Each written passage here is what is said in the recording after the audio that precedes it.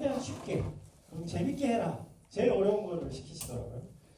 그래서 최대한 쉽게 설명할 수 있게끔 수업을 한번 준비해봤습니다. 그래서 오늘 다룰 내용은 인과추론을 활용한 데이터 분석이라는 내용으로 수업을 한번 해보겠습니다. 인과추론에 대해서 혹시 들어본 친구 있을까요? 손만 들어보실래요?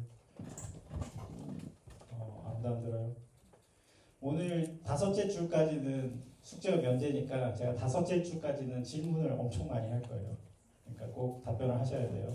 교수님 뒤에서 아마 다 체크하고 계실 거예요. 자, 그러면 이제 간단하게 제 소개를 하도록 하겠습니다. 저는 외대에서 마케팅을 가르치고 있고 외대에 오기 전에는 미국에서 교수 생활을 한 5년, 6년 정도 하다가 한국에 왔습니다. 주로 가르치는 수업은 마케팅 전략, 그다음에 마케팅 사이언스, 그다음에 뭐 개혁가 정신, 신제품 혁신 전략 뭐 이런 것들을 주로 다루는 수업들을 강의를 했고요. 그 개인적으로 저는 개인적인 취미는 외국어 공부하는 게 저의 취미였었습니다. 그래서 대학 다닐 때부터 일본어 공부를 시작으로 일본어 공부하다가 중국어 공부했었고 그리고 미국으로 유학 가서 미국에서 한 15년, 16년 이렇게 살다가 19년에 한국에 돌아왔습니다. 그래서 지금은 꽤 한국에 돌아온 지 꽤 됐지만 처음 한국 왔을 때만 하더라도 진짜 아무도 모르고 한국 생활 했었는데 홍대 진짜 오랜만에 오거든요. 저는 한 20년 만에 오는 것 같아요. 예전에 이제 동아리 할 때 여기 주말에 공연하러 한 번씩 오기도 하고 그랬었는데 그때 말고 학교 안을 와서 이렇게 뭔가를 해보는 건 처음인 것 같습니다.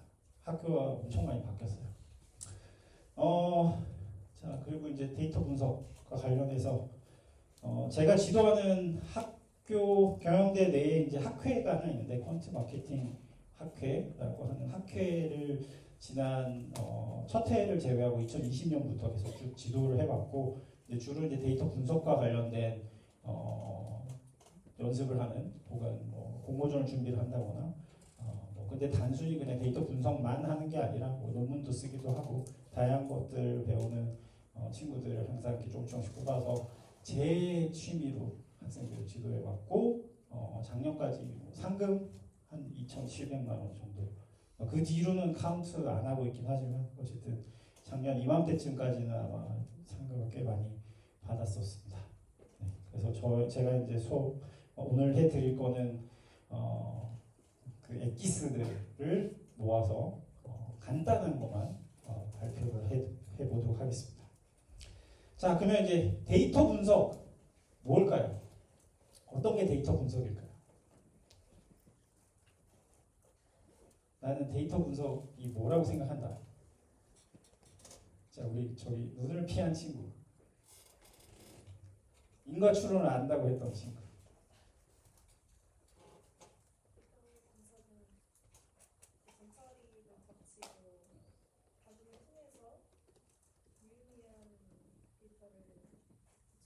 유의미한 뭔가를 도출해내는 것이다. 데이터 분석은 뭐라고 생각해요? 정답은 없어요. 경영학은 항상 정답이 없어요. 회계가 아니에요, 우리는. 뭐라고 생각해요? 잘 모르겠어요. 데이터 분석 뭐라고 생각해요? 데이터 분석하려면 어떻게 해야 될까요? 자료를 수집해야 된다. 하는 목적이 뭘까? 자, 이거를 잘 고민을 해보고 내가 또 다음 질문 한번 해볼게요. 자, 요거는 알겠죠? 남녀 간의 사랑의 가치는 돈으로 얼마일까요? 돈이 아니라면 어떤 가치를 가지고 있을까요? 자, 이거 얘기해 볼 수 있는 친구. 나는 사랑은 이 정도 가치가 있는 것 같다. 사랑은 얼마 정도 가치를 가지고 있는 것 같아요? 무형의 가치 이런 얘기 할 줄 알았어요. 자, 무형의 가치 뭐예요? 어떤 것들? 예를 들어서 측정할 수 없는 무언가, 무한대에 가깝다 그런 얘기인 거죠. 사랑의 가치는 얼마 정도 되는 것 같아요? 상관없어요. 개인의 생각. 정답이 없어요.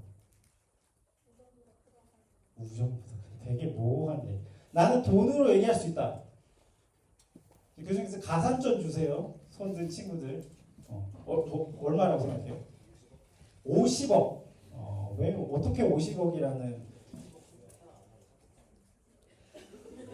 사랑을 안 하고 사랑의 가치를 물어봤는데 사랑을 안 하는 교환 거래 어떤 그 등가 교환을 50억이라 생각한다. 이런 얘기예요. 재밌다. 나는 그거보다 좀 낫다. 50억보다는 좀 낫다 하는 친구들 있나요?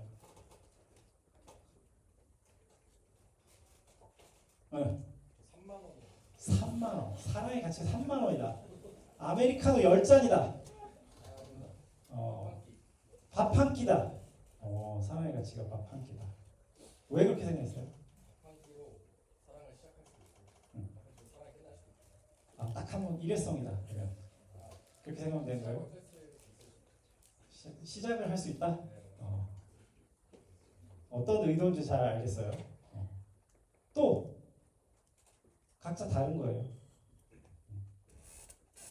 내 눈을 다 피하고 있어. 나 콜투콜 진짜 많이 하거든요. 수업 시간에 애들 애타에 그런 거밖에 안 보겠어.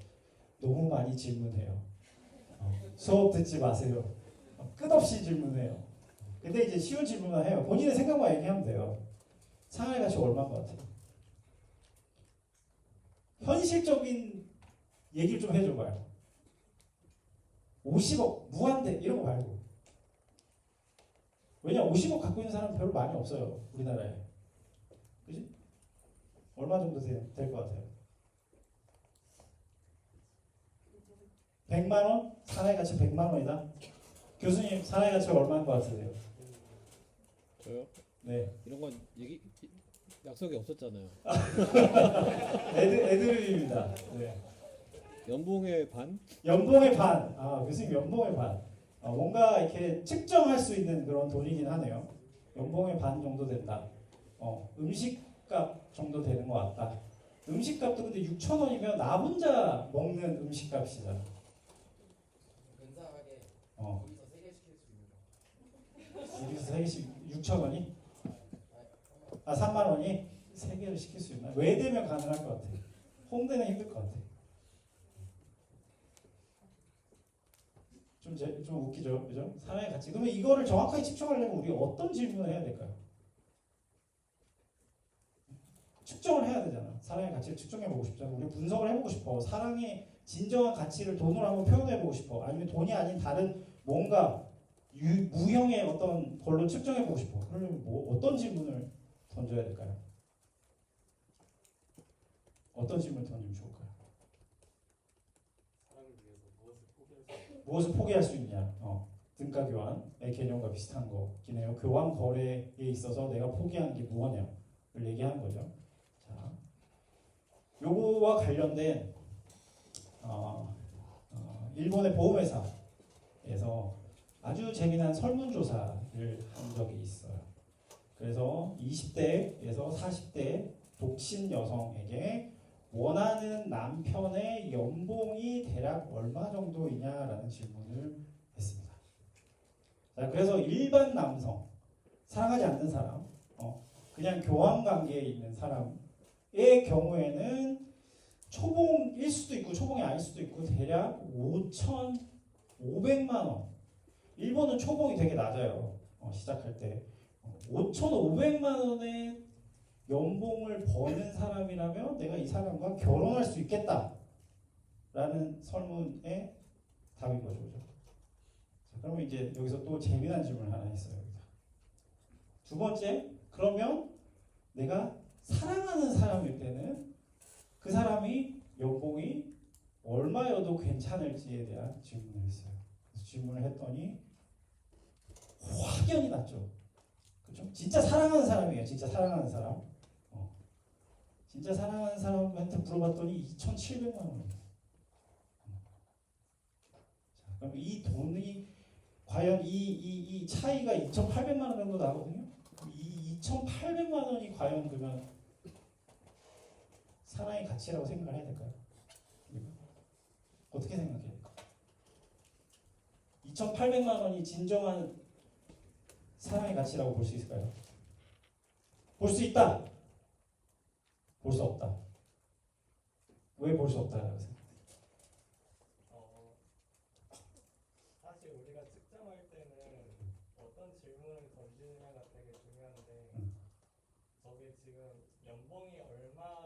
받았으면 좋겠냐고 물어본 거잖아요. 그래서 연봉에 종속될 수밖에 없는 답변을 하게 돼가지고 2,700만이 나온 것 같은데 다른 식으로 질문하면은 2,700만 원보다 더 낮을 수 있고 그래서 또 차이값이 사랑의 가치라고는 생각하지 않습니다. 그래서 어떤 질문이 더 좋을 것 같아요? 이런 상황에서 연봉이 아니라 뭐여야 할까요? 자, 고민 좀 더 해봐요. 이거는. 요새 자 그러면 이제 단순히 이 저 연봉의 차이가 사랑의 가치이지는 않을 거예요.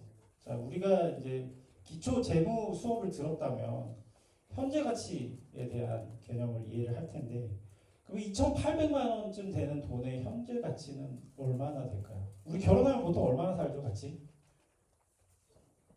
부모님들 얼마나 살고 계세요? 20년 넘게 살고 계시죠, 그죠? 여러분이 결혼하면 몇 년 같이 살 것 같아요? 50년? 50년 넘게 살 것 같아요. 요새 100세 시대니까 여러분들 30에는 결혼 안 하고 거의 한 40 정도 돼서 결혼하니까 50년 같이 살 것 같다.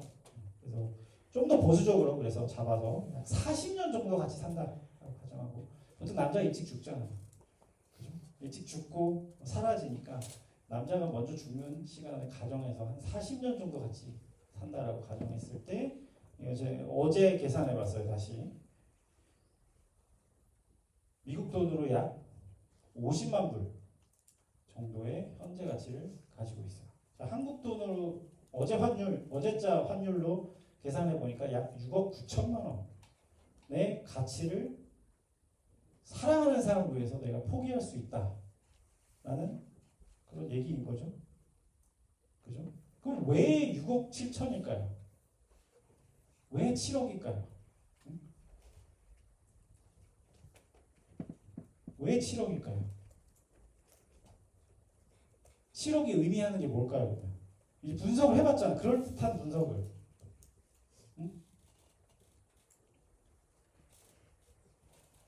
결혼과 관련되어서 돈을 가장 많이 쓰는 게 뭐가 있죠? 집이 얼마쯤 되죠? 서울 전세가 얼마죠? 그렇죠. 강남권에 20평대가 강남권대도 20평대 있어요. 찾아보면. 그래서 이 부동산 자료를 찾아봤더니 전국 아파트 평균 매매 가격을 살펴봤더니 수도권의 아파트를 사는 가격이 7억이에요. 서울은 물론 당연히 더 비싸겠죠. 자, 전세로 가면 더 싸지겠죠, 당연히. 내가 7억을 한다는 얘기는 곧 내가 이 사랑하는 사람과 같이 살기 위해서 서울에서 1가구 1주택 아주 편한 여유로운 신혼생활을 시작하는 게 아니라 단칸방에서 시작해도 괜찮은 혹은 전셋집에서 시작해도 괜찮은 어떤 그런 등가적인 어떤 가치를 포기한다고도 생각할 수 있겠죠. 그죠? 현실적이지 않아요, 결혼은? 자, 그러면 왜 우리는 이 수라는 거를 살펴봐야 되는지 한번 살펴보겠습니다. 자, 경영학 혹은 비즈니스 영역에서는 수학은 하나의 언어로 사용되죠. 그리고 경영학과 내에서는 회계가 경영학의 언어이라고들 많이 얘기를 하잖아요. 그죠? 그래서 숫자를 사용하지 않는 경영은 사실 거의 없기도 하고 여러분들 마케팅 수업을 예전에는 굉장히 쉬워서 혹은 심리학 관련 내용이 많아서 혹은 커뮤니케이션 말하는 것과 관련된 발표하는 것과 관련된 글 쓰는 것과 관련된 것들이 많아서 마케팅 수업을 듣는 친구들이 많은데 최근에는 데이터 분석하는 수업들이 너무 많잖아요. 그죠? 마케팅의 경우에도 마케팅뿐만 아니라 운영관리 수업만 들어도 그렇죠. 스케줄링 하는 거 다 수학이에요. 자, 그래서 다 많은 분들이 수학이 되게 중요하다, 회계가 굉장히 중요하다, 수를 아는 것이 경영에서는 굉장히 중요하다라는 얘기를 많이 했습니다. 자, 그러면 이제 수를 표현을 해야 되는데 이 수를 표현할 때 있어서 결국에는 경영 목표를 수로 표현하게 되고 그 숫자로 표현된 경영 목표를 달성하기 위해서 다음과 같은 질문을 던집니다. 자, 그러면 누가 어떻게 일하면 좋을지, 어디서 일하면 좋을지, 혹은 무엇을 하면 좋을지와 같은 질문들을 해서 그 목표를 달성시키기 위한 여러 가지 액션들을 세우겠죠. 그죠? 그것과 똑같이 중요한 게 바로 수를 어떻게 스토리텔링 할 것인지가 굉장히 중요해집니다. 그래서 이 두 가지를 항상 같이 생각하셔야 돼요. 분석을 잘하는 것, 정확하게 하는 것뿐만 아니라 그 분석된 결과를 어떻게 이야기로서 풀어서 얘기할 것인지가 굉장히 중요하다는 얘기죠. 자, 그래서 이제 스토리와 수를 엮어야 되는 단계로 가셔야 되고, 그렇게 되면 결국에 스토리 A이기 때문에 B 하다라는 어떤 얘기를 가장 많이 할 거고요. 이제 그 얘기라는 것은 결국 우리 흔히 얘기하는 가설사고 혹은 인과 추론을 한다라는 얘기로 생각하시면 돼요. 자, 그리고 거기에서 데이터에서 끌어낸 뭔가의 조금 더 구체적인 구체성을 추가할 때 결국에 저희가 원하는 분석 성공을 할 수가 있게 되는 거죠. 자, 그래서 예전에는 데이터 분석이라고 하면 경영학에서 데이터 분석이라고 하면 AI가 나오기 전에는 프로그래밍 잘하는 게 중요하다라고 얘기했었어요. 아니면 방법론을 굉장히 많이 배우는 게 중요하다. 그런 얘기를 굉장히 많이 하다가 사실 본질은 그게 아니죠. 왜냐하면 걔네들은 항상 툴이고 뭔가 내가 원하는 목표 혹은 어떤 원하는 결과를 얻기 위한 도구, 수단에 불과하니까. 더 중요한 건 사실 경영학적 인사이트를 그래서 우리가 왜 어떻게 뽑아낼 것인지까지 연결시키는 게 가장 중요해요. 그래서 우리는 인사이트도 뽑아내야 되고 그 경영학적 데이터를 기반으로 하는 인사이트를 뽑아내는 그 사고를 이해하는 것이 굉장히 중요합니다. 자, 그래서 데이터 분석 기반 인사이트라는 거는 결국에 수라는 어떤 원석, 랜덤한 어떤 상태에 있는 무언가에서 어떤 의미를 추출하고 그 추출된 의미를 그럴듯한 얘기로 풀어서 잘 얘기하는 게 데이터 분석 기반 인사이트라고 할 수 있죠. 자, 아인슈타인도 이런 얘기했습니다. 쉽게 설명하지 못하면 결국에 잘 이해하지 못하는 거기 때문에 데이터 분석도 굉장히 쉽게 여러분들이 어떻게 그 결과에 도출했는지 설명할 수 있어야 되죠. 근데 뭐 최근 머신러닝이나 빅데이터는 이게 굉장히 힘들어요. 왜냐? 추론이 왜 그렇게 도달했는지를 알기 굉장히 어렵거든요. 자, 그러면 이제 조금 더 다시 돌아와서 머신러닝 이런 얘기가 아니라 조금 더 본질적인 관점에서의 데이터 분석이 뭔지 한번 살펴볼게요. 자, 데이터 분석의 본질은 결국에 비교입니다. 비교. 바로 옆에 앉아있는 친구와의 비교, 바로 뒤에 앉아있는 친구와의 비교, 혹은 다른 반에 있는 친구와의 비교, 같은 고등학교를 나왔던 친구들과의 비교, 중학교를 나왔던 친구들과의 비교, 같은 학년, 다른 전공, 다 우리는 비교를 통해서 어떤 분석이라는 걸 해요. 그래서 본질적으로는 비교가 데이터 분석의 본질이에요. 그렇죠? 우리 무의식적으로 다 하잖아요. 저 친구 키가 크네, 얼굴이 작네, 어깨가 넓네, 발이 크네, 손이 굉장히 크네, 말랐네, 머리가 기네. 그렇죠? 무의식적으로 항상 다 일어나잖아요. 소개팅 가도 그렇고, 그렇죠? 길거리 걸어다녀도 그렇잖아요. 그렇죠?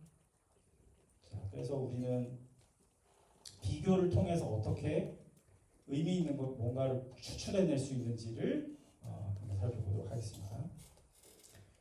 자, 그래서 그러면 비즈니스 본질은 인과관계의 구축입니다.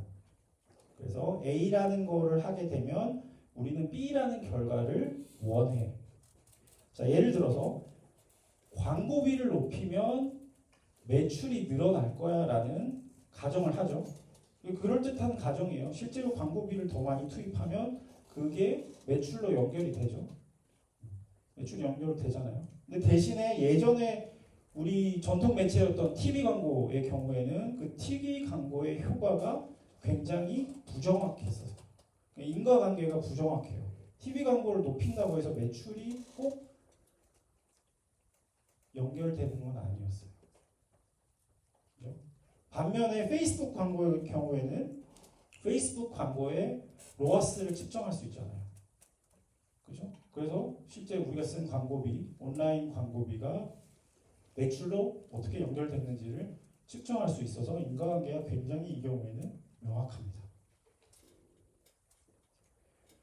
자, 그러면 이제 우리는 항상 문제에서 뭔가 비즈니스 문제를 해결하고 비즈니스 문제를 해결하는 과정을 통해서 어떤 전략적 어떤 액션을 도출하거든요. 그럼 이제 문제라는 본질이 뭔지에 대해서 한번 살펴볼게요. 문제는 언제 발생하고 어떻게 해결할 수 있을까요? 문제는 뭘까요, 그러면? 문제는 뭐인 것 같아요? 문제는 어떻게 표현할 수 있을 것 같아요? 네. 지금 해결할 수 없는 거. 모르는 거. 근접해요. 근데 이게 본질이 비교라 그랬잖아요. 뭐랑 비교를 할까요? 바람직한 상태. 맞아요. 이상적인 모습. 바람직한 상태가 우리 머릿속에는 항상 있어요. 그런데 그것과 벗어나는 현실 사이에 뭘까요? 문제는 괴리죠. 소개팅 장소에 갔는데 내가 원하던 기대했던 사람과 기대했던 만큼 충족시켜주지 못하는 상대방이 나왔을 때 우리는 그걸 문제 상황으로 인식하잖아요.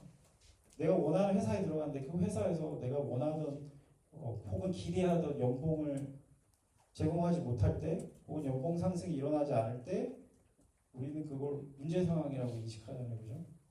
항상 현실 혹은 현상과 이상적인 어떤 모습과 괴리가 바로 문제이고 문제 해결은 그 갭을 해소해 주면 문제 해결이 되는 거죠. 그죠?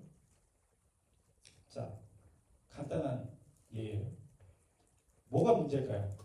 듀얼 모니터를 사용하고 있어요.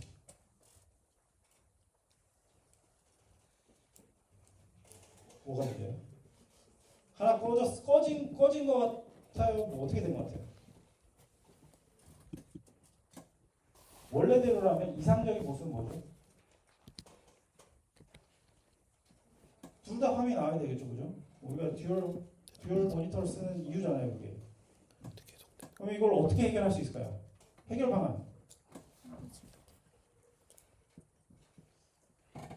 해결 방안.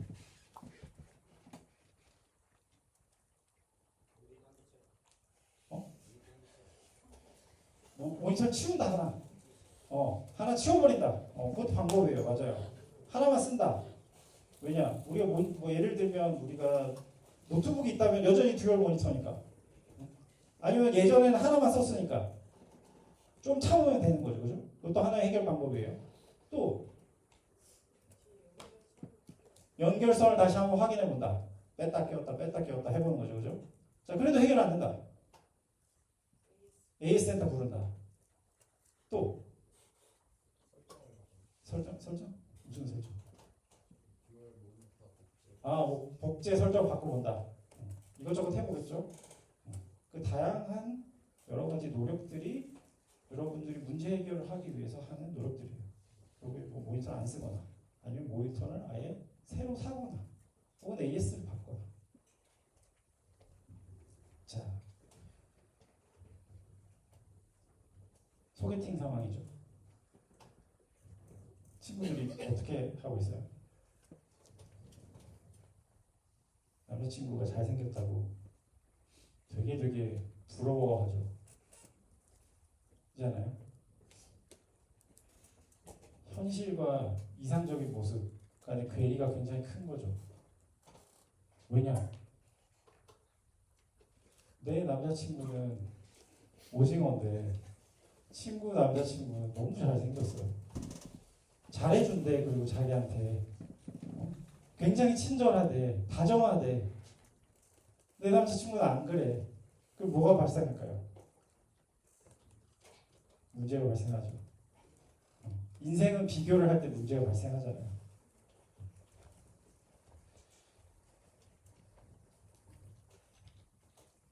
자, 그래서 아까 what, where, why는 해결하기 위해서는 비교가 필수 불가결해요.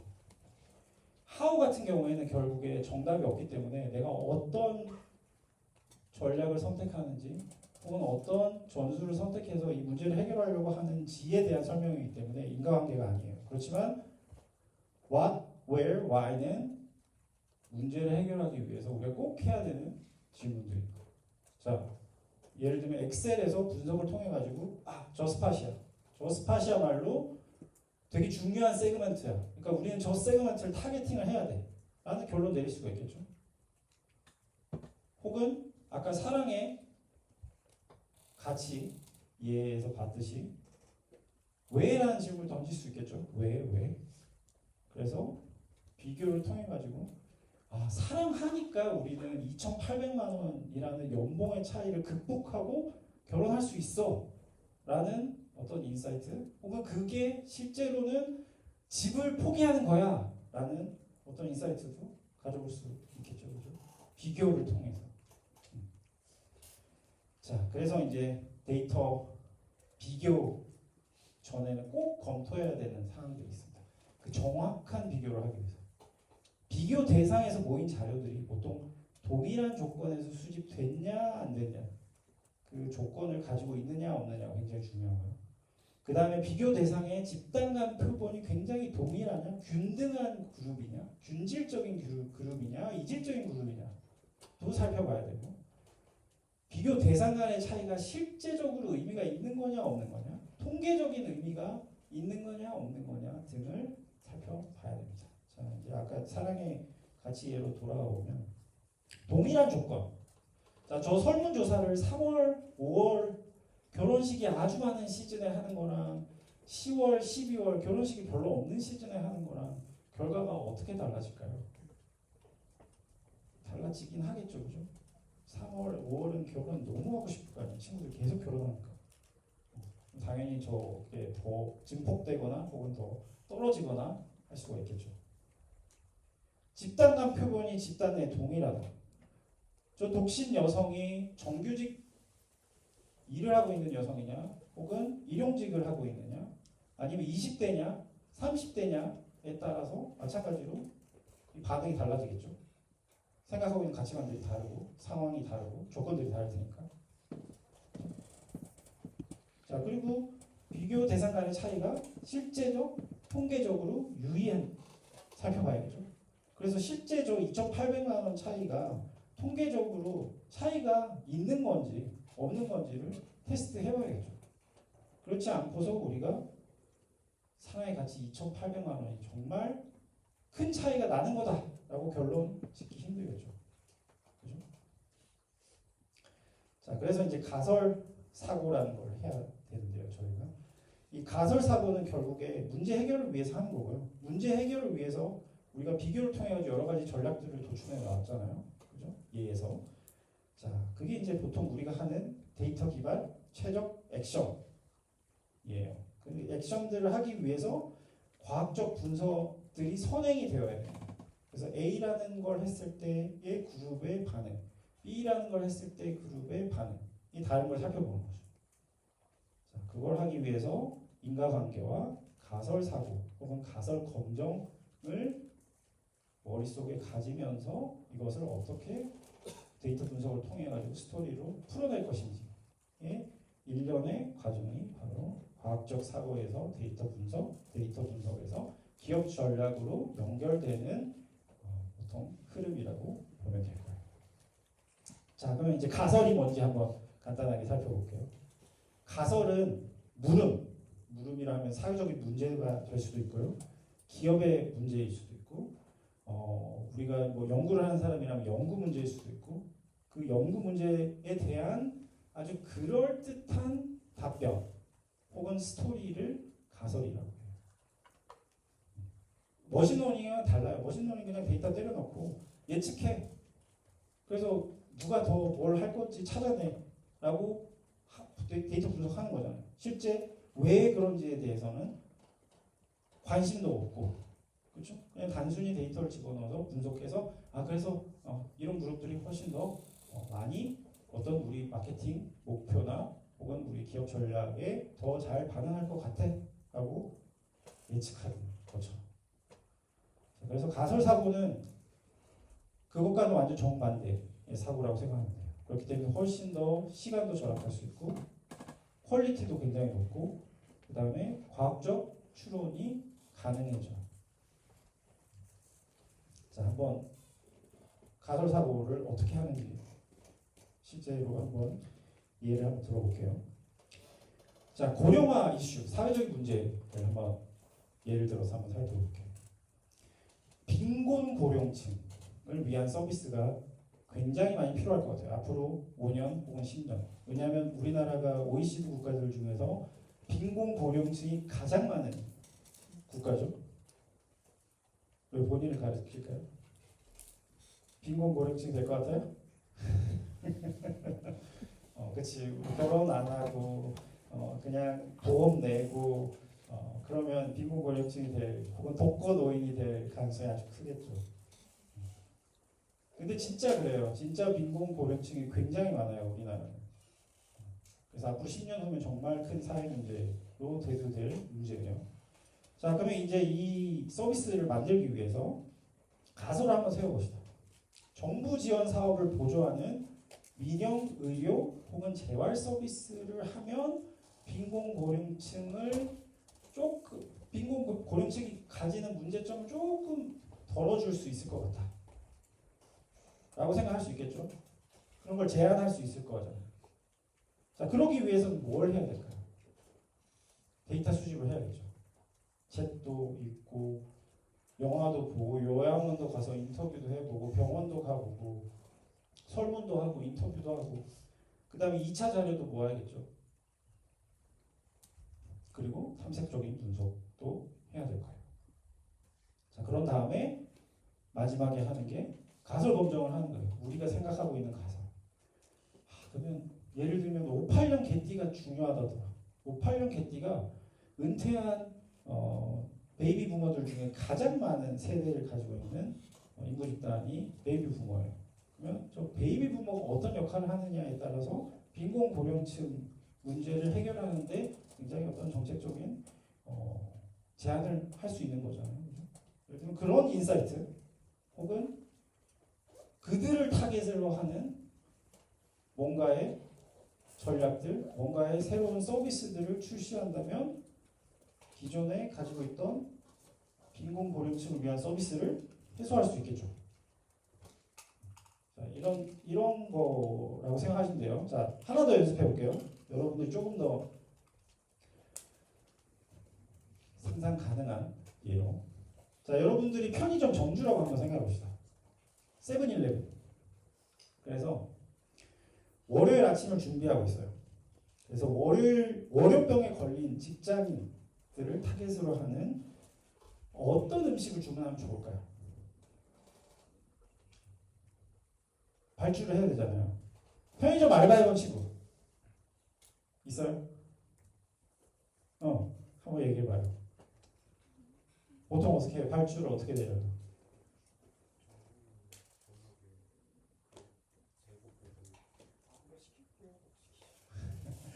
그렇게 수동적으로 그냥 딱딱딱딱 시키는 거예요? 또 해봤던 친구 편의점. 네. 발주해본 적 있어요? 예를 들면 화이트데이가 다가와요. 발렌타인데이가 다가와요. 어떻게 할까요?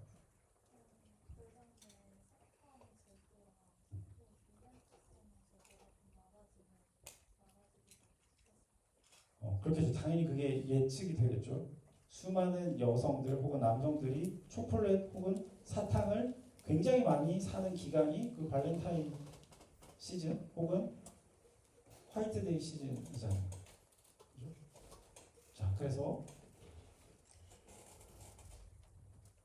가설을 세우는 거예요.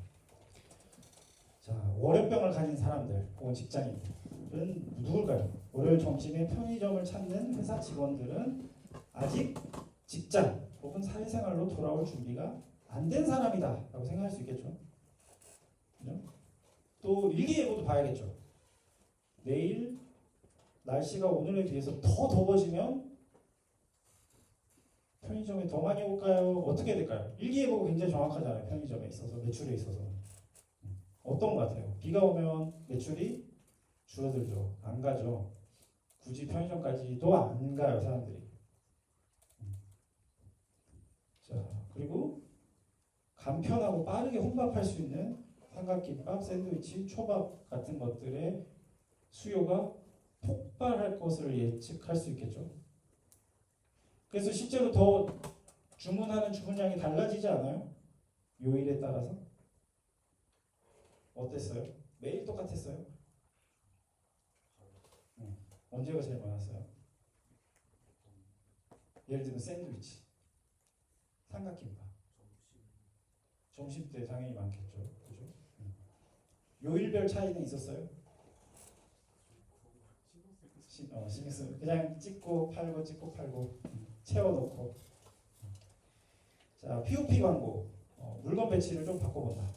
이런 거 생각할 수 있겠죠. 자 그런 다음에 이제 실제 데이터를 수집해야 되는 거죠. 점장 점주들은 이거 맨날 보고 있죠. 엑셀만 CRM 자료만 계속 보고 있잖아요. 그래서 안 팔리네 어떡하지? 근데 알바생들 기다리고 있잖아요. 시간이 지나면 저거 내가 먹을 수 있고 혹은 같이 가져갈 수 있으니까. 근데 점장들은 아니잖아. 팔아야 되는데. 자 포스 데이터도 살펴보고. 자 그러면 이제 마지막으로 검증하는 시간이 있습니다. 검증. 잘 팔리지 않았다면 왜 그런지 생각해보고 혹은 찾아온 사람들에게 여쭤보고 그 다음에 어떤 걸 개선시켜서 다음에 비슷한 상황이 오면 어떻게 발주할 건지에 대한 피드백을 갖춰놓고 다시 기업 전략으로 넣어야겠죠. 그죠? 그래야 매출이 늘어나잖아요. 자, 비디오 한번 볼게요.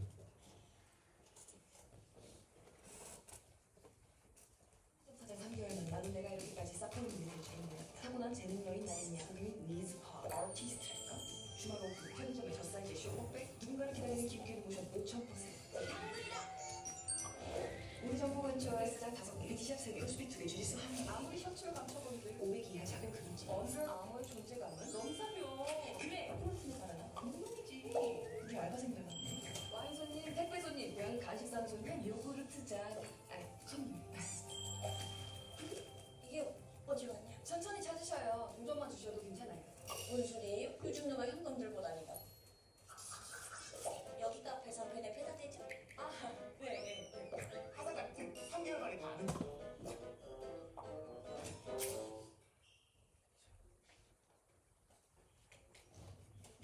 저 편견이라는 게 사실은 다 가설사고인 거죠. 혹은 경험에 의한 체득이거나.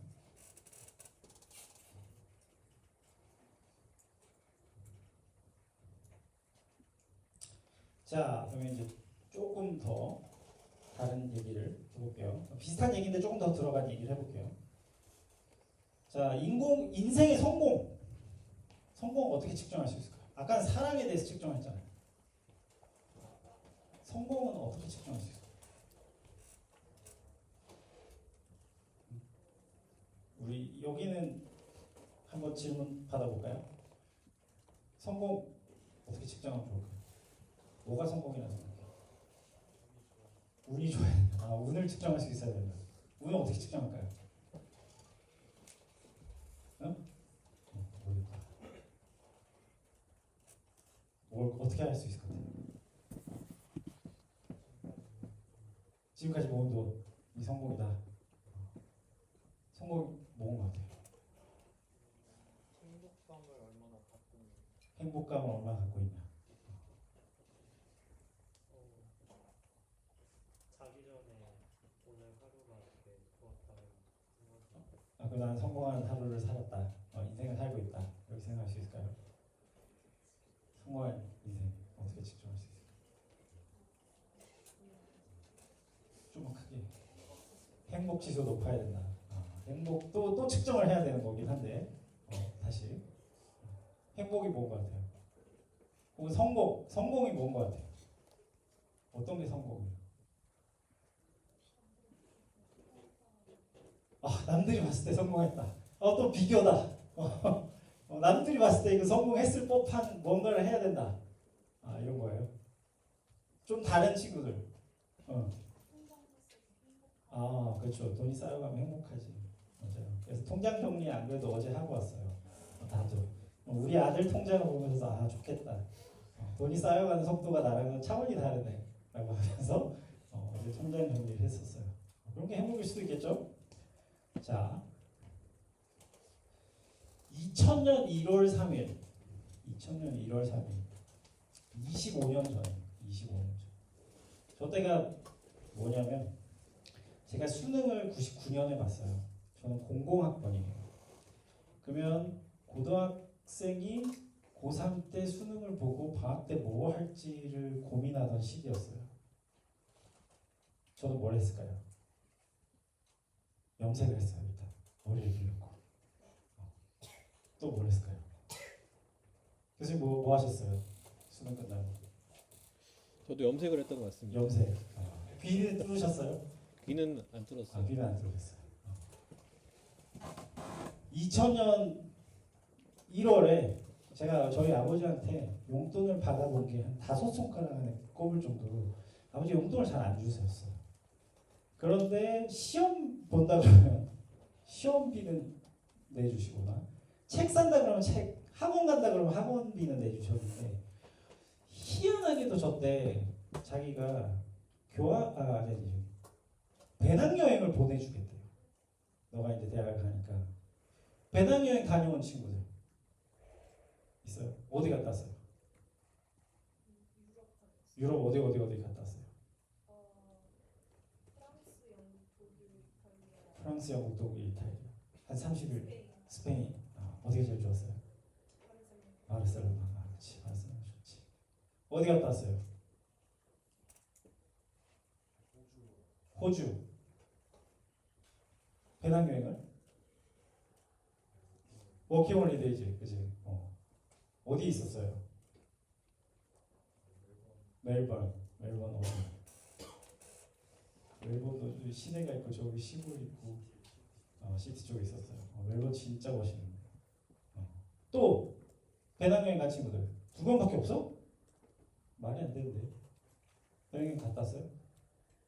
배낭여행 안 갔다 왔어요? 갔다 왔어요? 프랑스, 영국 두 군데만? 호주도 어디 갔다 왔어요? 안 갔어요? 우리나라가 선진국이 되어가는 지표라고 나는 생각해요. 해외여행을 안 가는 거는 혹은 유학을 안 가는 거는. 내가 예전에 이거 아까 나중에 해야 되는 얘기니까 아껴둘게요. 저 때 그래서 고민을 했어요. 배낭여행 어디 가지? 고민을 막 하다가 일본을 갈까 유럽을 갈까 고민을 했어요. 이거 아버지가 주는 돈이기 때문에 무조건 돈을 써야 돼. 절대 다시 주지 않기 때문에 재수를 한다 그래도 안 줄 거고 안 간다 그러면 분명히 다시 주지 않을 거라는 걸 알았기 때문에 확신했기 때문에 고민을 하다가 가까운 일본을 가기로 결정을 하고 전날부터 일본어 학원을 끊었어요. 그래서 일본어 학원을 끊고 여자친구를 만나요. 일본어 전공을 하고 있는 여자친구를 만났어요. 첫 여자친구였어요.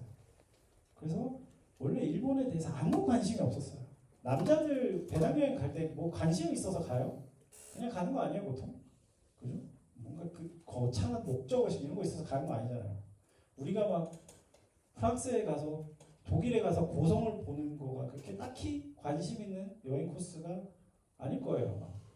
차라리 이비자 섬에 가서 클럽을 가는 게 더 재미난 목표일 거잖아요. 그죠?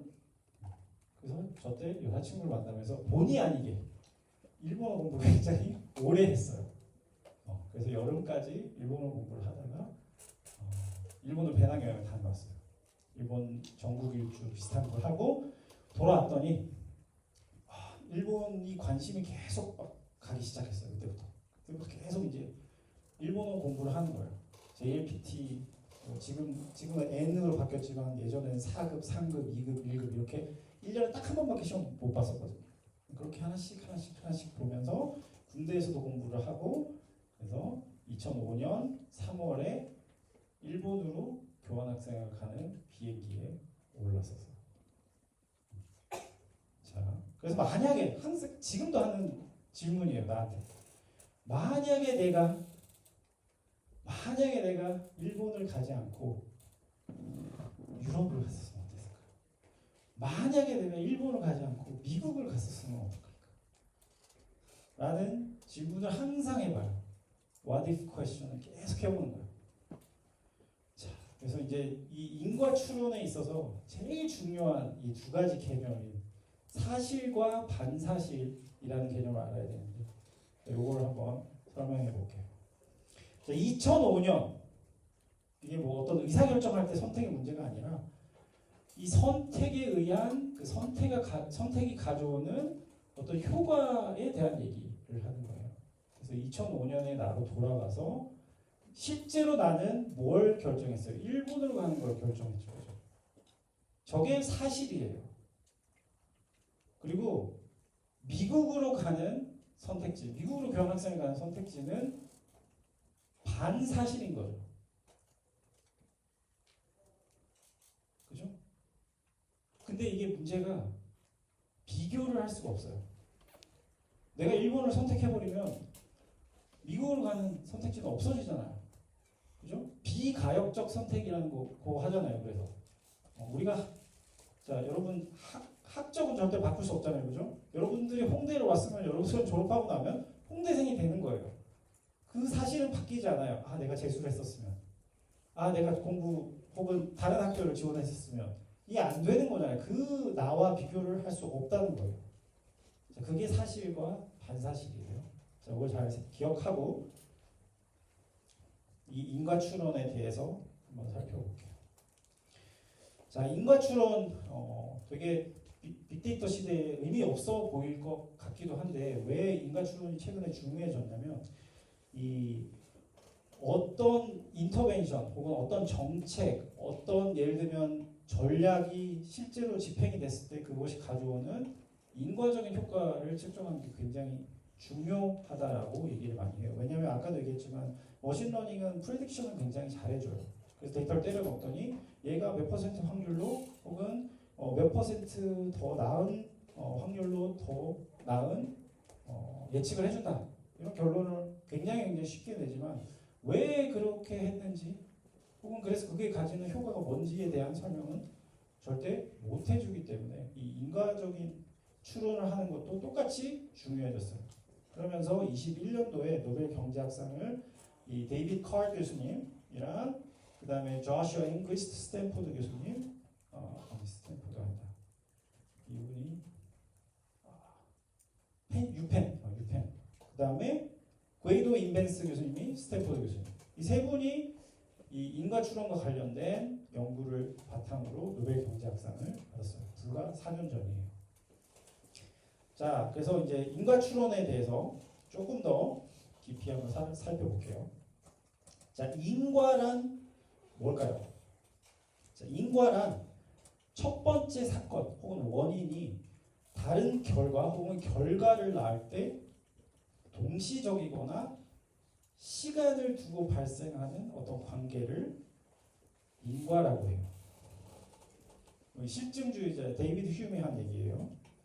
자, 그래서 인과관계를 얘기할 때 우리 보통 분석할 때 많이 쓰는 얘기가 X는 Y를 야기한다 라고 얘기를 많이 하죠. 그 X는 Y를 야기한다는 얘기는 결국에 X와 Y는 서로 결합된다. 일관되게 결합된다. 광고비를 높이니까 매출이 높아지더라. 혹은 가격을 올리니까 매출이 낮아지더라. 와 같은 어떤 결합관계라는 거죠. 그래서 Y는 X를 뒤따라요. 근데 그 반대는 성립하지 않아요. 매출이 올라가면 광고비가 올라가는 게 아니라 광고비를 높이면 매출이 높아지겠죠. 그죠? 그리고 X와 Y 사이에는 어떤 필요한 연결이 있다라는 그런 내용입니다. 자, 좀 더 쉽게 설명해 보면, 자, 세균, 우리 입 속에 세균이 있으면 구취가 나겠죠. 그죠? 인과관계잖아요. 그죠? 세균이 증폭되면 군의 구취가 굉장히 높아져서 냄새가 나겠죠. 반대로 세균이 많아지면 어때요? 병에 걸리잖아요. 그죠? 최근 독감이 유행하고 있잖아요. 바이러스 때문이죠. 그죠? 자, 근데 우리가 나쁜 냄새가 난다고 해서 그러면 질병에 걸린다라고 얘기할 수 있을까요? 좀 애매하죠, 그죠? 꼭 그렇진 않잖아요. 물론 아픈 사람이 보통 이상한 냄새가 나기는 하지만 이상한 냄새가 난다고 해서 꼭 아픈 건 아니잖아요. 여러분 자취방 가보면 안 그래요? 화장실 가보면 안 그래요? 남학생들 청소 안 하잖아, 락스 안 쓰잖아. 냄새가 쌓여서 굉장히 나쁜 냄새들이 많이 나지 않아요? 고속도로 휴게소 가봐요.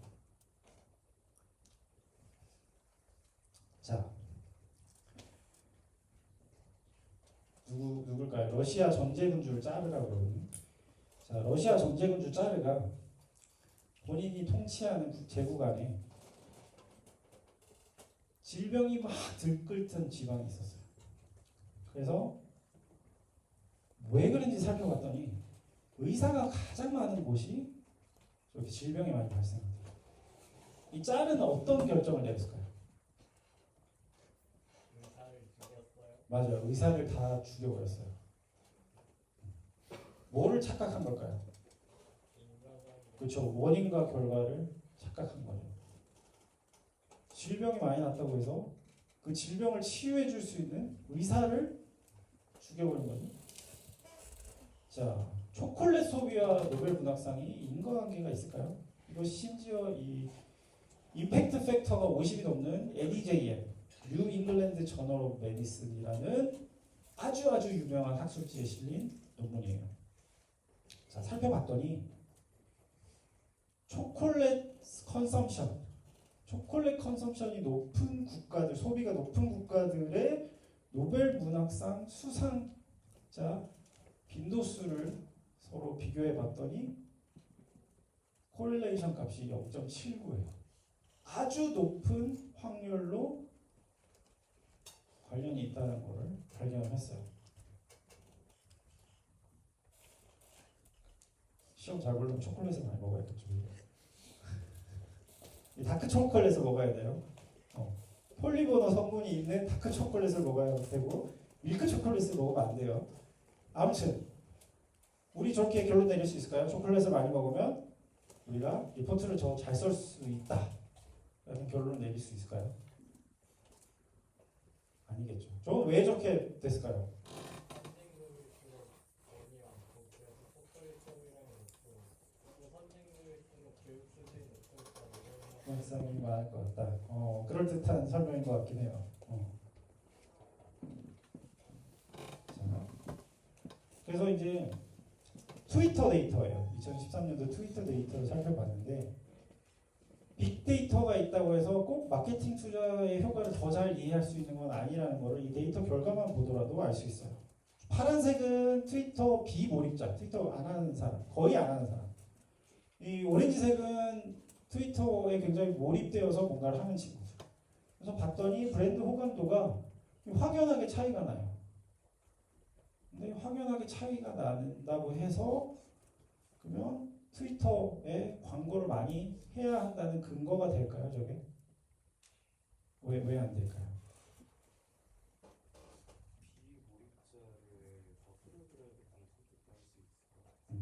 왜냐하면 비몰입자와 몰입자는 완전히 다른 동질의 그룹이 아니잖아요, 그죠? 완전히 다른 파퓰레이션이에요. 그렇기 때문에 저 반응의 결과가 비몰입자까지 효과적으로 만들 수 있는 어떤 마케팅 전략을 쓴다고 해서 그 결과가 나타나지 않을 거라는 얘기죠. 그죠? 자, 이것도 재미난 데이터예요. 미국의 그로서리 데이터를 분석해 보면 희한하게 기저귀 매출이랑 맥주 매출이 같이 일어나는 경우가 많아요. 기저귀 요즘 다 온라인으로 사시죠? 저요? 네. 네, 온라인으로 삽니다. 그렇죠. 요즘은 조금 컨섬션 패턴, 소비 패턴이 좀 달라지긴 했겠지만 온라인 쇼핑이 발달하기 이전에는 희한하게 남자가 오면 귀저귀를 사러 오는 남자는 귀저귀뿐만 아니라 맥주도 같이 사더라는 패턴을 발견한 거예요. 왜 그럴까요? 오줌이 연상돼서 맥주면 오줌이 연상돼서 맥주 뭐 예를 들어 오줌이라고 하기도 하죠. 한국 맥주도 마찬가지고 뭐 그런 생각도 할 수 있겠어요. 또 맞아요. 육아가 너무 힘드니까 애한테 필요한 기저귀를 사러 오면서 나한테 절실한 것도 사러 온 거죠. 그죠? 애가 잘 때는 내가 맥주를 마시면서 앉아서 미식축구를 보거나 스포츠를 볼 수 있는 이정우 경기를 볼 수 있는 그런 시간을 행복한 시간을 가지기 위해서 그렇다고 해서 기저귀 혹은 아기를 가지고 있는 게 꼭 맥주와 인과관계에 있다고 보기는 되게 힘들어요. 그죠? 요거는 넘어갈게요. 자, 이거를 보통 우리 spurious relation, correlation 뭐 이렇게 얘기를 해요. 가성적 상관관계. 그게 우연이라는 거죠. 실제로는. 자, 여기 보면 컴퓨터 사이언스 박사 학위를 받은 사람의 수와 실제 만화책 빅뱅 티어리 보면 빅뱅 티어리 나온 주인공들은 다 기기잖아요. 그죠? 그렇잖아요.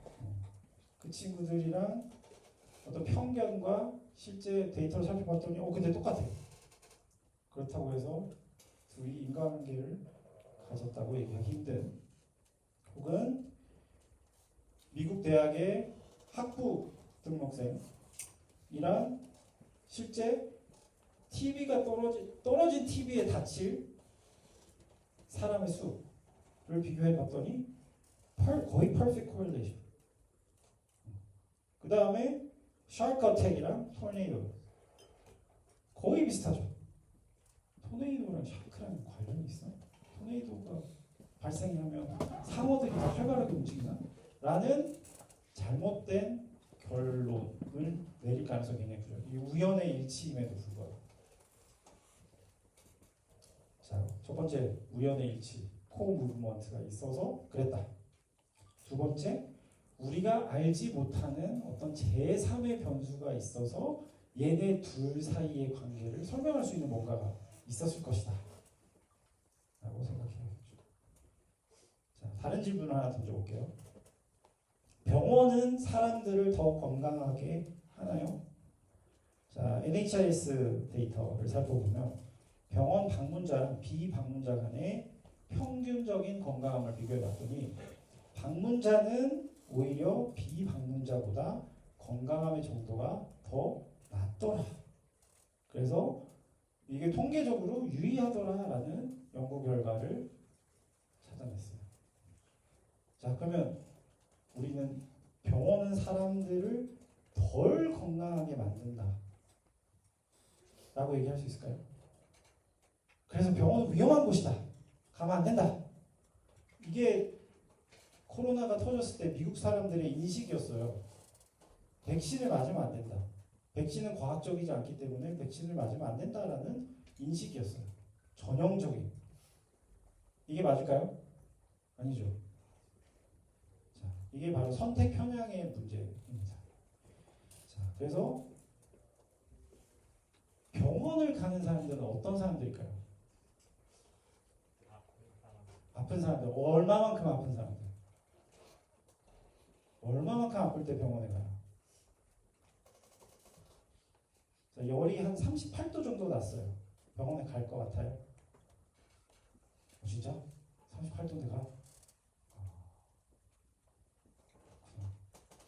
우리 때는 안 갔어요. 참고로 나는 12년 개근을 했어요. 웬만해서는 병원에 안 갔어요. 우리 어머니는 장티푸스가 걸렸는데 나를 학교를 보냈어요. 자랑은 아니에요. 그렇지만 병원에 가는 사람이라는 거는 기본적으로 내가 진짜 아팠을 때 병원에 가는 거죠. 그죠? 응급실을 예를 들어봐요. 응급실 어떤 때 가겠어요? 아파서 죽을 것 같을 때 가는 거죠. 그죠? 그러니까 이 병원 방문자랑 비방문자는 완전히 질적으로 다른 집단이라는 거. 이거를 이해하는 게 굉장히 중요하고 이게 다를 때는 선택 편향의 문제가 항상 발생해요. 그러니까 이게 랜덤하지 않기 때문에 발생하는 편향인 거죠. 자, 자, 매우 건강한 시리얼. 미국에서 실제 팔고 있는 토탈 시리얼이 있어요. 여기 영양 성분표를 살펴보니까 비타민도 많고 칼슘도 많고 철분도 많고 그래요. 아주 건강한 시리얼이에요. 게다가 밀가루가 아니라 뭐예요? 곡물이 굉장히 많죠. 밀가루가 아닌 곡물을 사용한 건강한 재료를 사용한 시리얼이죠. 자, 철분이 있다고 했으니까 저 시리얼은 그러면 자석이 붙을까요? 붙는다. 붙을 것 같다. 슬라이드는 없잖아. 거기에 안 넣어놨어요. 붙을 것 같다. 손. 안 붙을 것 같다. 안 붙을 것 같다. 왜 안 붙을 것 같아요?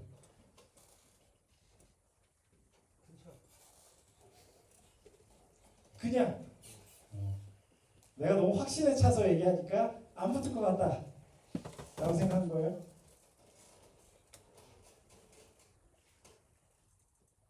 붙었어. 철분이 있으니까 붙었어. 자, 다른 시리얼을 보여줄게요. 조금 덜 건강한 시리얼. 살펴봤더니 아연 철분은 2%밖에 안 돼요. 자세히 붙을까요? 자, 어떨 것 같아요? 안 붙을 것 같아요. 안 붙을 것 같아요. 안 붙었어요. 그러면 우리는 어떻게 결론 내리면 될까요? 음식물의 철분 함량이 높으면 자석에 붙는다? 라고 결론 지을 수 있을까요? 그렇게 얘기하면 될까요? 머릿속에는 그렇게 얘기하라고 머리는 막 얘기하는데 왠지 내가 이렇게 계속 질문하는 거 보니까 그렇게 대답하면 안 될 것 같지? 그치? 어떨까요? 저렇게 해야 될까요? 말아야 될까요? 붙을까요? 안 붙을까요? 철분은 관련이 있을까요? 없을까요?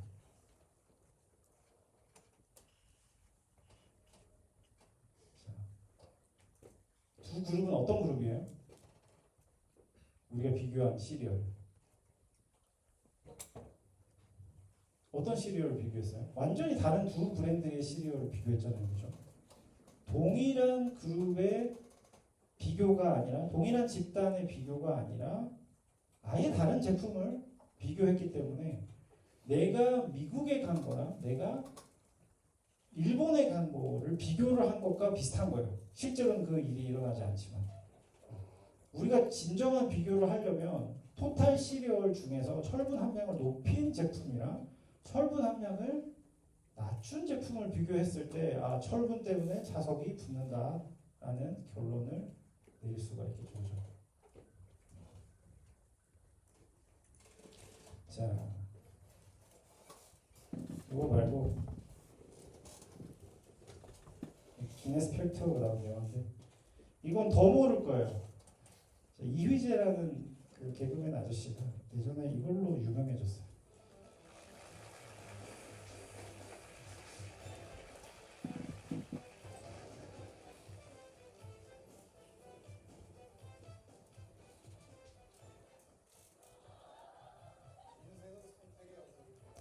이문세예요, 참고로. 바로 이와 이두 가지 관련이 있습니다. 과연 우리의 주인공은 어떤 길을 선택하고 어떤 기술을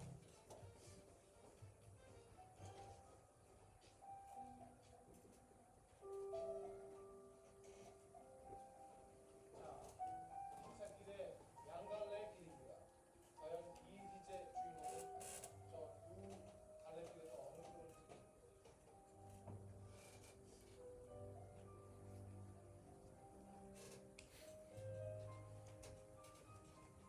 자, 오른쪽은 이영자, 왼쪽은 신은경 배우예요.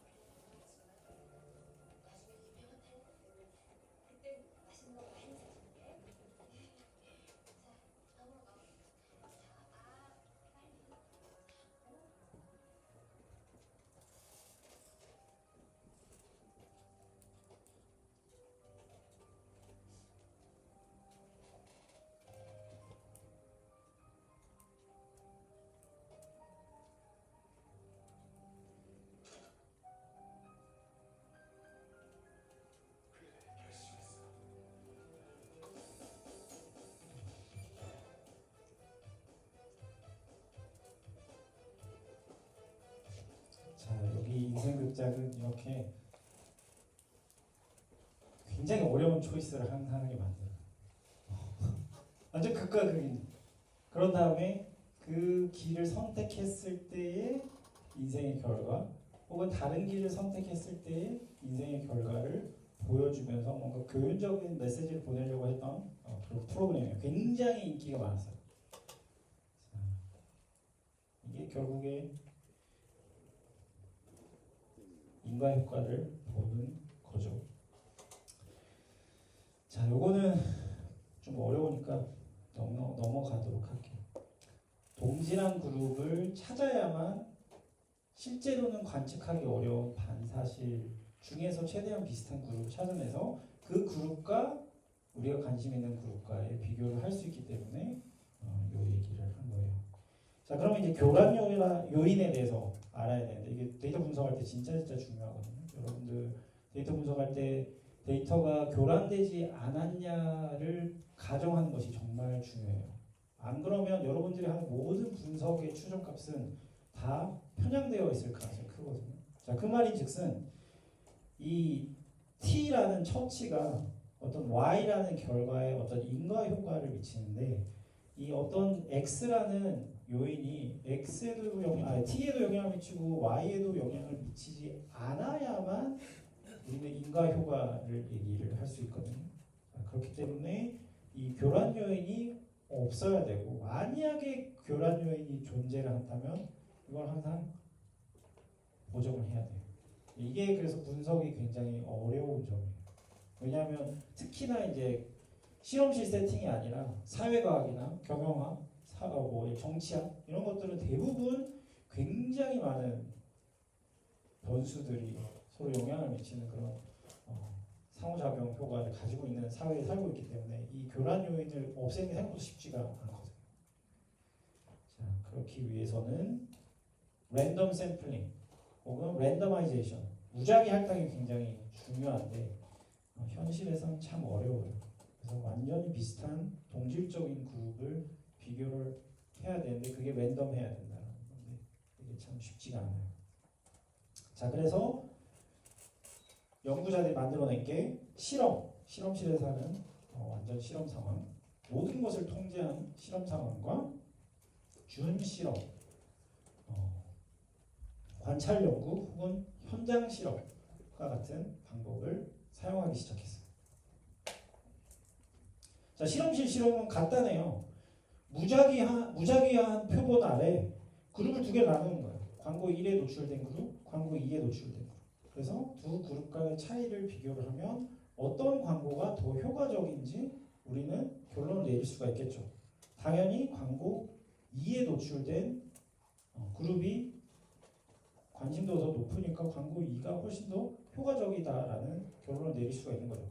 왜냐, 다른 모든 컨디션은 조건이 컨트롤됐고, 그리고 샘플도 무작위 샘플을 했기 때문에 둘은 아주 동질한 그룹이잖아요. 그죠?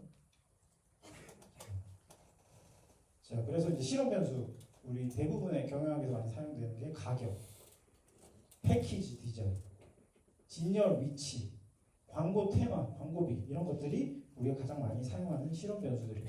얘네들을 조금씩 바꾸면서 어떤 게 더 영향을 미치는지, 얼마나 큰 영향을 미치는지와 같은 분석들을 하는 거예요. 자, 아기를 안고 있는 엄마. 자, 이 사진과 이 사진이 있어요.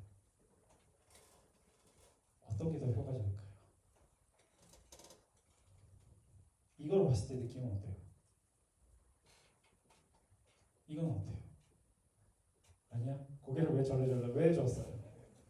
뭔가 이상해. 아기는 입고 있고 아빠는 벗고 있어. 왜 그러지? 근데 아빠가 웃고 있어. 얘가 너무 예쁜가 봐. 매트리스를 팔고 있어요. 어떤 매트리스를 더 사고 싶을까? 어디? 왼쪽? 엄마가 안고 있는 게 더 자연스러워 보여요? 자, 이거는 제대로 된 비교는 아니에요, 실제로는. 그죠? 왜냐면 애는 입으면 안 되고 아빠도 입고 있어야 돼요. 그래야만 비교를 할 수 있는 거죠. 그죠? 이상하잖아. 아빠 먹고 있으니까. 이질감이 느껴지잖아. 지금 이거 보면서. 자, 이거 경희대 1호선에서 경희대 한의대학에서 이 실험 광고였는데 실험 광고가 잘못됐어요. 이게 참 인과 효과를 제대로 세팅한다는 것 자체가 참 힘들어요. 심지어 이렇게 공공에다가 광고를 하는 이 광고에도 시험 방법이 잘못되어 있어요. 참 재밌죠. 자, 이런 방법들이 여러 가지가 있는데 이걸 다 다루지도 않을 거고 이중 차분법이라는 것도 있고 회기 단절 모형이라는 것도 있고 성향 점수 매칭 혹은 합성 가상 통제부와 같은 매칭 방법들이 있는데 이런 것들을 통해 가지고 실제 우리가 관측 가능한 데이터를 가지고도 이런 인과 효과를 측정할 수 있는 분석 방법들이 있어요. 이런 거 있구나라고만 생각을 해요. 또 넘어갈게요. 우리 시간이 얼마 안 남아서. 자, 그래서 이제 현업에 나가면 뭘 많이 쓰냐고 얘기를 해볼게요. 이제 주로 이제 현장 실험 방법을 가장 많이 사용하고 이게 우리가 가장 많이 사용하는 A/B 테스팅 혹은 A/B 테스트라는 거예요. 그래서 이게 가장 좋은 점이 바로바로 실험할 수 있고 검증할 수 있다는 점에서 실제 현업에서 가장 많이 사용하는 방법이죠. 그래서 컨트롤 그룹이랑 우리가 바꾸고자 하는 어떤 새로운 처치를 한 그룹 간의 어떤 결과를 비교해서 어떤 게 더 효과적인지 단순 비교하는 아까 그 실험 방법론이랑 굉장히 비슷하죠. 자, 예를 들면 쿠폰을 주는 게 좋을지 온라인 쇼핑에서 무료 배송이 좋을지를 살펴보는 것도 간단한 A/B 테스팅일 수가 있죠. 결과상으로 봤을 때는 쿠폰이 훨씬 더 많은 트래픽을 끌고 오더라 하는 결과를 가져왔었고, 자, 이걸 단순히 A그룹, B그룹을 나눈 게 아니라 우리는 더 많은 그룹으로 나눠 놓고 더 많은 그룹들 간의 비교도 할 수 있어요. 그래서 베리에이션을 이 오리지널과 베리에이션 A만 비교하는 A/B 테스팅 세팅이 아니라 이거를 멀티 세팅으로 놓고 비교도 할 수 있겠죠. 그래서 이 베리에이션 중에 제일 나은 어떤 변화를 선택을 하는 거죠. 자, 예를 한번 들어보면 이게 이제 제가 쓴 아산 기업가 정신 리뷰 안에 들어가 있는 키글 사회 안에 들어있는 내용입니다. 이 키글이라는 회사 살펴보면 어린이 유아 애니메이션, 유아 게임 앱을 만드는 회사인데 이게 원래 앱의 썸네일이었어요. 근데 썸네일이 생각보다 효과적이지 않아가지고 우리 썸네일 바꿔보자 라고 팀에서 의견을 제시를 했어요. 어떤 게 가장 효과적이었을까요? 자, 이게 캐릭터예요. 이 공룡이. 그러니까 코코예요. 코코. 어떤 게 효과적이었을까요? 클릭률을 높이는 가장 효과적인 썸네일은 어떤 거였을까요? 몇 번? 3번? 왜 3번? 그냥 자, 어떤 걸 것 같아요? 저 4개 중에 첫 번째가 오리지널이에요. 2번, 3번, 4번 중에 어떤 게 더 효과적이었을까요?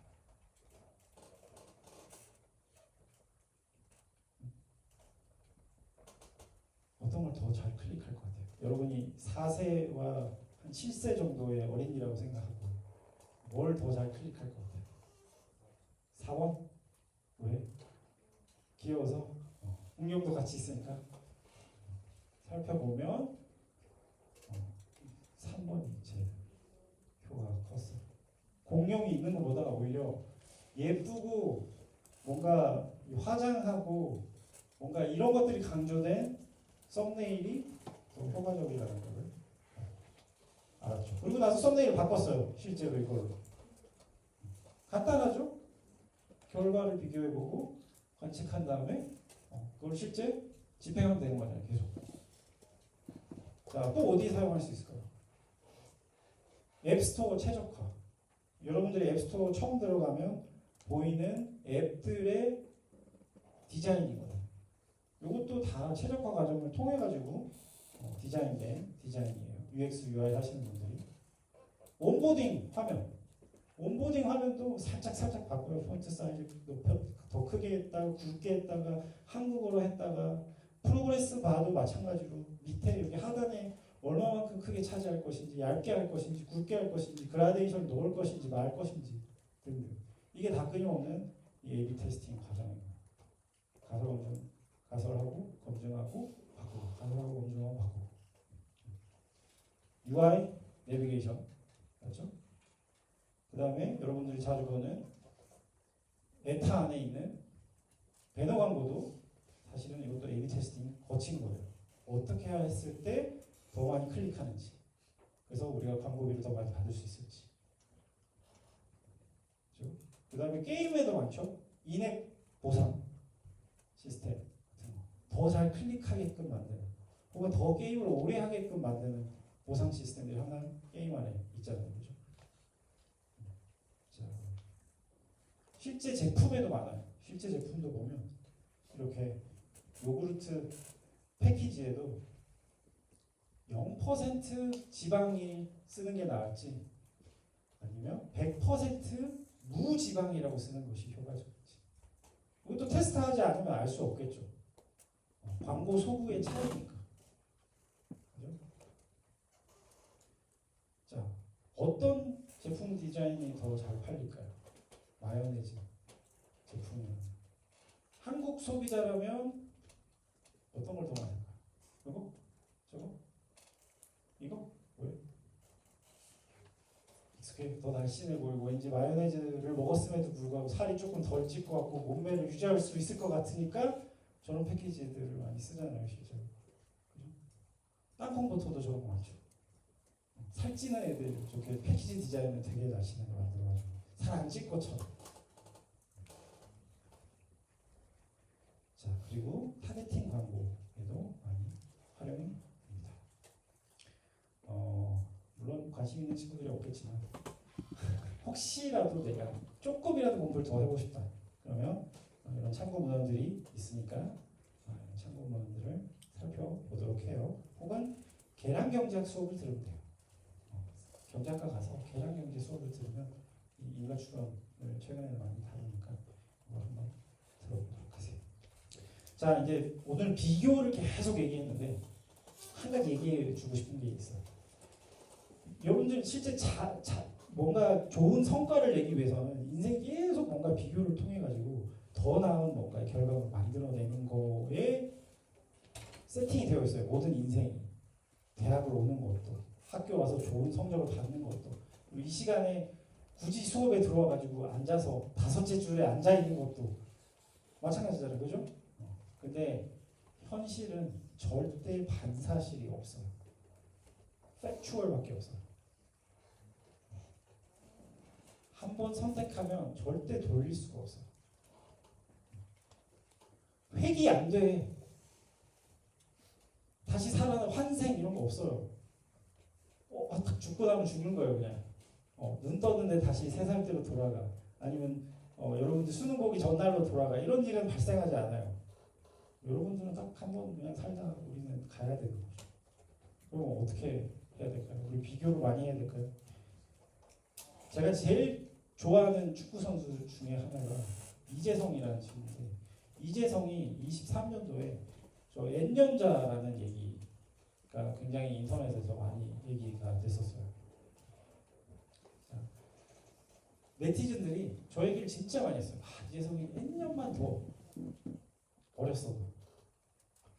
근데 이제 이재성이 가지고 있는 마인드가 정말 멋져요. 보면 자기는 잘하지 않은 적이 없었대. 항상 잘했던 건 아니지만 내가 했던 선택이 옳았다라고 얘기해요.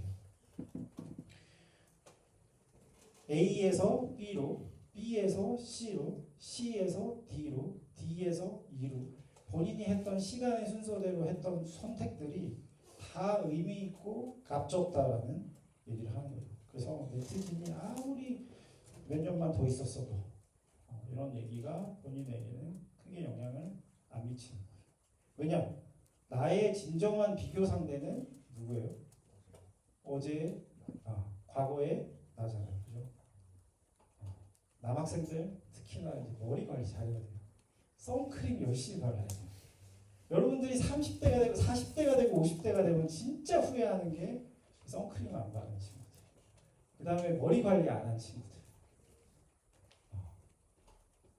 머리 쓰다듬죠. 그게 20대의 럭셔리일 수도 있어요. 마지막 럭셔리. 자, 그래서 인과관계를 라이프, 그러니까 인생은 사실 반사실 없지만 인과관계를 이해를 하면 여러분들이 훨씬 더 나은 미래를 선택할 수 있어요. 자, 뭐 슬픈 결말이긴 하지만 구준엽이랑 서희원이 처음 만났을 때가 98년도였어요. 이때 몇 년간 사귀다가 헤어졌죠. 그러다가 22년에 다시 만나서 재혼했어요. 그죠? 근데 안타깝게 죽기는 했어요. 작년에. 올해 일본에서. 그렇지만 여러분의 선택으로 바뀔 수 있는 거예요. 그죠? 자, 여러분들이 어떤 선택을 오래 할지는 모르겠지만 나중에 지나고 나서 보면 내가 이때 A라는 길을 선택할지 B라는 길을 선택할지 어떤 선택 기로에 있다면 여러분들이 한 선택이 어떻게 되어야 된다고 생각해야 될까요? 정신 승리를 해야 돼요. 내가 간 길이 무조건 맞아. 왜냐? 내가 절대로 가지 않은 길을 알 수 있는 방법이 없잖아요. 만약에 내가 재수를 했었으면 이런 거 없단 말이에요. 그러니까 여러분은 정신 승리하고 재밌게 여러분들이 좋아하는 혹은 내가 진짜 하고 싶어서 했던 선택을 지금 하고 그리고 나서 시간이 지나서 또 다시 선택 기회가 왔을 때 내가 좋아하는 뭔가의 선택을 했을 때 더 인생이 재밌어지겠죠. 그래서 데이터 분석과 인생은 굉장히 다르다. 그래야 할 필요가 있다. 이런 얘기였습니다. 시간이 딱 1시간 반. 질문 있을까요? 네. 선택을 항상 잘할 수는 없지만 그래도 최선의 선택을 할 수 있는 생각 하나 있어요. 되게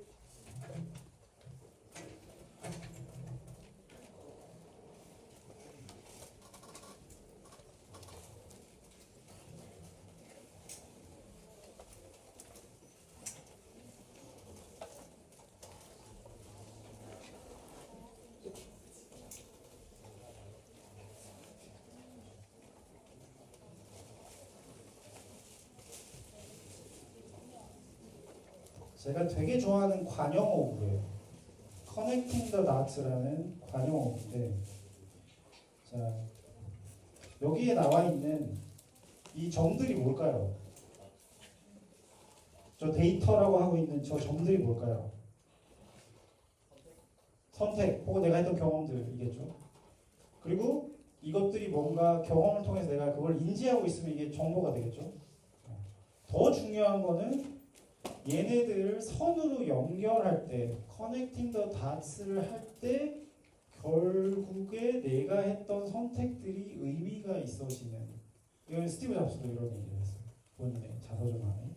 그리고 걔가 인사이트로 넘어가고 그게 위즈덤으로 넘어가고 그게 다른 사람에게 영향을 미칠 수 있는 여러 가지 경험이 된다라는 얘기예요. 그래서 내가 했던 모든 일들이 허튼 일이 아니다라는 얘기를 여기서 하고 싶고, 그리고 실제로 여러분은 굉장히 평균적인 어떤 제품이 되어서 사회에 나가지잖아요. 근데 여러분들이 마케팅에서 항상 얘기하는 차별화는 언제 발생해요?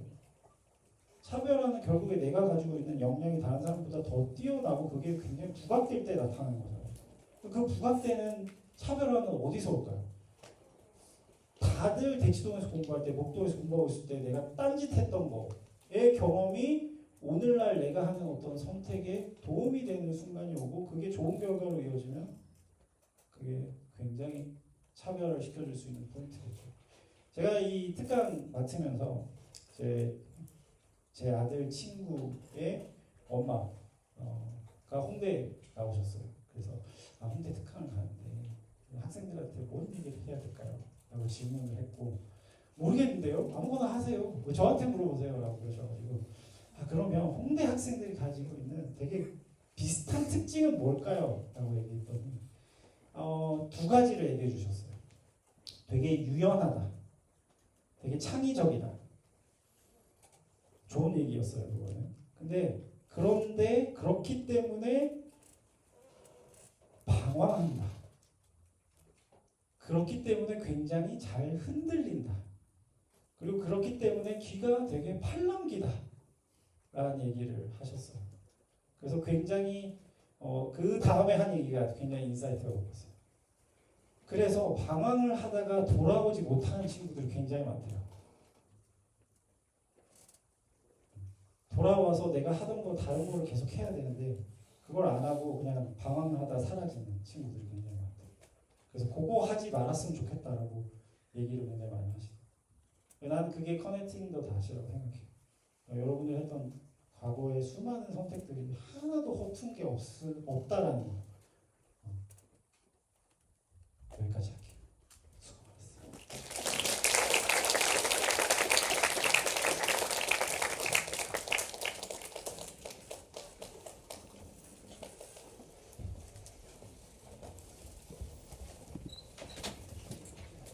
네, 유전지 교수님 감사합니다. 시간도 정말 어떻게 딱 연습하시